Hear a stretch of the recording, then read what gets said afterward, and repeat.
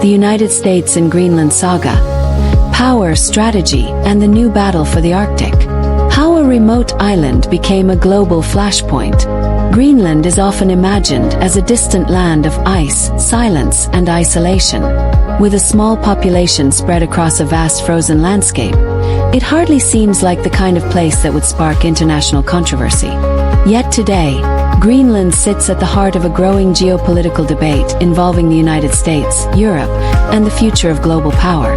The renewed spotlight comes after US President Donald Trump once again raised the idea of increased American control or influence over Greenland, a move that has triggered firm pushback from European allies and reignited discussions about sovereignty, security, and strategy.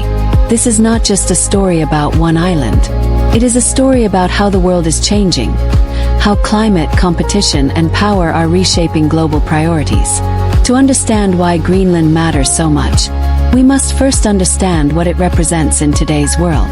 Greenland in context. Geography meets global power. Greenland is the world's largest island, strategically positioned between North America and Europe. Though geographically closer to the United States, it is an autonomous territory within the Kingdom of Denmark. Greenland manages its internal affairs, while Denmark oversees defense and foreign policy. For decades, Greenland existed largely outside major global rivalries. That era is over. Three forces have pushed Greenland into global relevance: location, resources, and security. Its Arctic position places it at the crossroads of emerging shipping routes that could dramatically reshape global trade. As polar ice retreats, new passages are opening that shorten travel times between Asia, Europe, and North America. Beneath its icy surface lie significant deposits of rare earth minerals, materials essential for renewable energy systems, advanced electronics, and modern defense technologies. In a world racing to secure supply chains, these resources are increasingly valuable. Militarily, Greenland occupies a critical position in early warning systems and Arctic surveillance. The United States already maintains a major military presence on the island, reflecting long-standing strategic interest. Greenland may be quiet, but it is anything but insignificant. The U.S. view. Strategy in a changing world. From Washington's perspective, the renewed focus on Greenland is driven by shifting global realities rather than sudden ambition. The Arctic is no longer a frozen buffer zone. Russia has expanded its Arctic military infrastructure, reopening bases and modernizing its northern fleet. China, though far from the Arctic Circle, has declared itself a near-Arctic state and increased investment in polar research and logistics. In this context, U.S. policymakers see Greenland as central to maintaining security dominance in the North Atlantic and Arctic regions.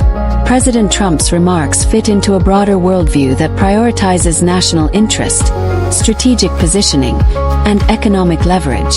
Supporters argue that his approach is direct, even unconventional, but grounded in real security concerns.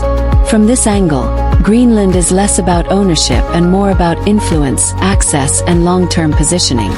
Europe pushes back. Principles and partnership. European leaders have responded with clear resistance.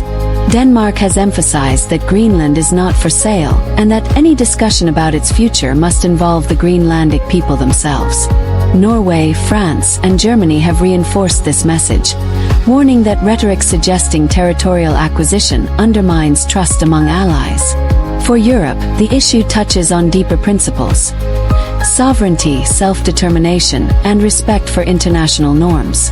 There is also concern that aggressive posturing, especially when paired with tariff threats, could weaken NATO cohesion. European officials stress that the strength of the transatlantic alliance lies in cooperation, not confrontation. Public disagreements risk creating uncertainty at a time when unity is seen as critical. Greenland's perspective. Between opportunity and autonomy, often missing from the global debate is the voice of Greenland itself.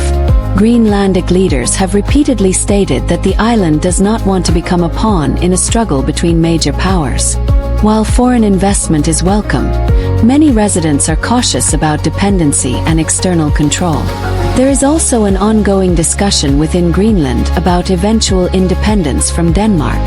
This conversation is complex and gradual, shaped by economic capacity, governance readiness, and public consensus. For Greenland, the central challenge is balancing opportunity with autonomy, engaging the world without losing control of its future. The Arctic Race. A new front in global competition. The Greenland debate is part of a wider Arctic transformation. As climate change reshapes the region, what was once inaccessible is becoming economically viable. Shipping routes, energy exploration, and strategic infrastructure are all drawing increased attention. The Arctic is emerging as a new arena of competition, one that blends environmental concerns with hard geopolitics. Cooperation exists, but so does rivalry. Greenland sits at the center of this evolving landscape. Economics, trade, and the tariff threat. President Trump's warnings of potential tariffs on European NATO partners add another layer to the saga. Supporters view tariffs as a negotiation tool, designed to push allies toward greater defense contributions and fairer trade practices. Critics argue they risk damaging economic relationships and escalating disputes. For global markets, uncertainty is the enemy. Business leaders worry that prolonged tension could disrupt investment flows, supply chains, and long-term planning, especially at a time when the global economy is already under strain. Why timing matters. Davos and diplomacy. The controversy unfolds as global leaders gather for the World Economic Forum in Davos. The forum is meant to promote dialogue on shared challenges: trade stability, climate action, technological governance. Instead, the Greenland issue threatens to dominate informal discussions, highlighting fractures rather than unity. Diplomats fear that unresolved tensions could overshadow broader cooperation efforts and complicate negotiations beyond Davos. Media, messaging, and misinterpretation. Part of the controversy stems from how the issue is framed. Short headlines often reduce complex strategy into simple narratives, fueling misunderstanding and public reaction. In reality, the Greenland discussion reflects long-term trends rather than sudden decisions. How leaders communicate matters as much as what they propose. What lies ahead? Cooperation or confrontation? In the near term, Greenland's political status is unlikely to change. Denmark's position is firm, and European resistance remains strong. In the long term, however, the Arctic will only grow in importance. Strategic interest in Greenland will persist, regardless of who occupies the White House. The key question is whether future engagement will emphasize cooperation through diplomacy, investment, and shared security, or drift toward confrontation. Conclusion. Greenland as a symbol of a new era. The Greenland Saga is not about buying land. It is about how power is exercised in a changing world.